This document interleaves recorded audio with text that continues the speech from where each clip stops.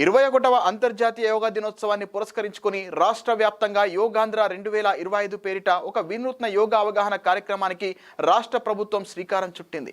ఆంధ్రప్రదేశ్ రాష్ట్ర ప్రభుత్వం ప్రజలలో యోగా పట్ల చైతన్యం పెంపొందించేందుకు నెల రోజుల పాటు యోగా కార్యక్రమాలను విస్తృతంగా నిర్వహిస్తోంది. రాష్ట్రంలోని ప్రధాన పర్యాటక ప్రదేశాలలో యోగా కార్యక్రమాలు నిర్వహిస్తోంది. అందులో భాగంగా నాగార్జున సాగర్ అరుపులో ప్రభుత్వ ఆదేశాలను అనుసరించి జిల్లా కలెక్టర్, జాయింట్ కలెక్టర్, ఆర్డీఓ, జిల్లా అధికారులు యోగా కార్యక్రమంలో పాల్గొన్నారు.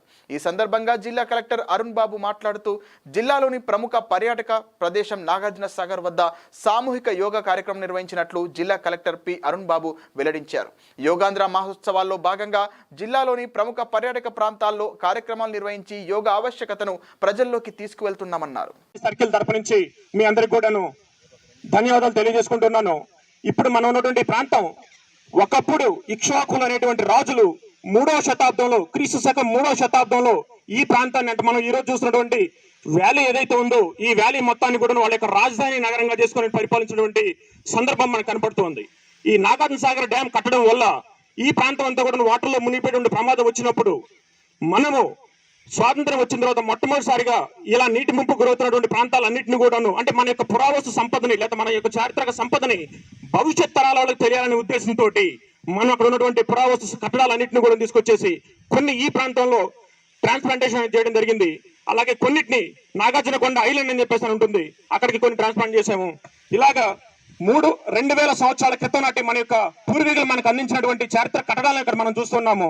అలాగే మన ఎదుర్కొన్నటువంటి అది కూడాను ఇంచుమించు ఒక 2000 సంవత్సరాల క్రితం నాటి మన పూర్వీకులు మనకు అందించినటువంటి మన భావి తరాలకు అందించినటువంటి సంపదలాగా మనం భావించవచ్చు. అలాగే ఈ అవకాశాన్ని నాకు ఇచ్చినటువంటి కలెక్టర్ గారికి, అలాగే మిగిలినటువంటి ప్రతి ఒక్కరు కూడా పేరు పేరున ధన్యవాదాలు తెలియజేసుకుంటున్నాను. ఇలాంటి కార్యక్రమాలు ఎన్నింటినీ కూడాను మనకి ఇక్కడ పర్టికులర్ గా ఇక్కడ కానీ జరిపితే సార్ ఖచ్చితంగా మా డిపార్ట్మెంట్ సైడ్ నుంచి ఆర్కియాలజికల్ సర్వే ఆఫ్ ఇండియా తరపు నుంచి 100% మేము సపోర్ట్ చేస్తుంటాము.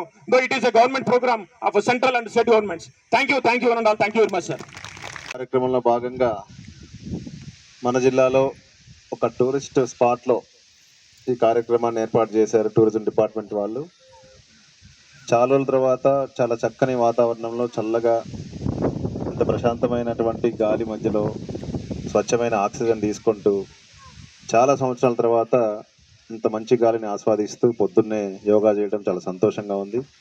ఇక్కడికి చాలామంది ఎంప్లాయీస్, వాళ్ళ ఫ్యామిలీస్ కానీ స్టూడెంట్స్ అందరూ ఉత్సాహంగా వచ్చారు. మార్నింగ్ 6 నుంచే ఇక్కడ ఒక పండగ వాతావరణం లాగా ఉంది. దాదాపుగా 2000 మంది వరకు వచ్చింటారని ఒక అంచనా ఉంది. ఎలాగో పొద్దున్నే అందరం వచ్చాం కాబట్టి రోజు మనకుండే ఒత్తిడి, మనకుండేటటువంటి పని ఒత్తిడి కానీ, ఆందోళన కానీ అవన్నీ మర్చిపోయి కనీసం ఒక గంట సేపు అయినా అందరూ ఆనందంగా గడిపారని అనుకుంటున్నాను. మళ్ళీ ఇక్కడి నుంచి వెళ్ళాక మన పని మామూలే, మన పనులు మనకు ఉంటానే ఉంటాయి.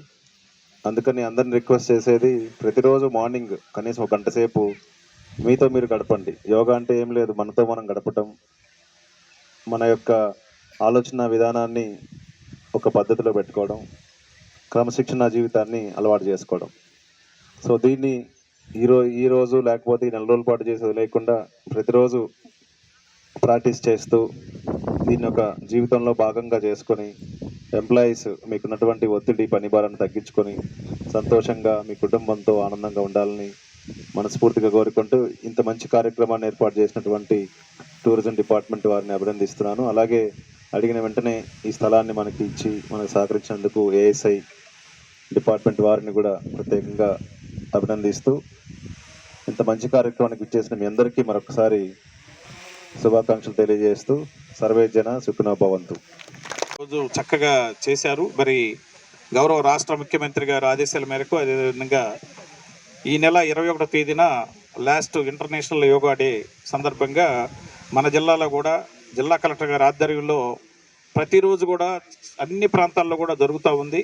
దీనిలో భాగమైనటువంటి ప్రతి ఒక్కరికి కూడా పేరు పేరున ధన్యవాదాలు తెలియజేసుకుంటూ, ఇది ఉద్యోగస్తులుగా మన మీద భారం ఉన్నప్పుడు కూడా మనం మోటివేట్ చేయాలి మిగతా వాళ్ళందరినీ కూడా. అంటే గ్రామాల్లో కూడా తెలియదు, చాలామంది ఆసుపత్రుల చుట్టూ తిరుగుతూ ఉంటాము జబ్బుల వలన.